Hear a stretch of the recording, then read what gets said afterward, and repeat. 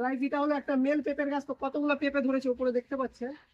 আর এটা হলো ফিমেল গাছ, ঠিক আছে। তো এটা আমি করেছি ফিমেল। আপনারা কি করে মানে মেল থেকে ফিমেল করবেন, আপনাদেরকে ফুল প্রসেস দেখাবো। তো পেঁপের গাছে দেখেন আমার কত পেঁপে এসছে, তো এভাবে আপনাদের কাছেও পেঁপে আসবে। আর আপনারা যদি ফিমেল করতে চান তো আপনাদেরকে ফুল প্রসেস দেখাচ্ছি।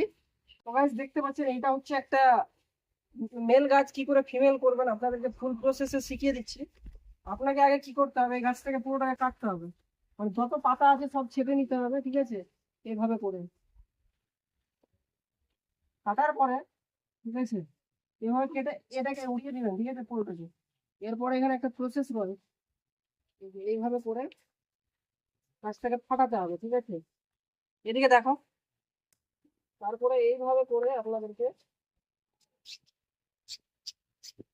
গাছটাকে ফাটিয়ে নিতে হবে, ঠিক আছে, চার ভাবে, ঠিক আছে। তারপরে এই যে দুটো নিবেন, ঠিক আছে, বাটি টাইপের জিনিস, কঞ্চি বলতে পারেন গ্রামের ভাষায়, দেন এইভাবে ভরে দিবেন। দেখেন জিনিসটা দেখেন এদিকে, এভাবে করবেন, ঠিক আছে গাইস।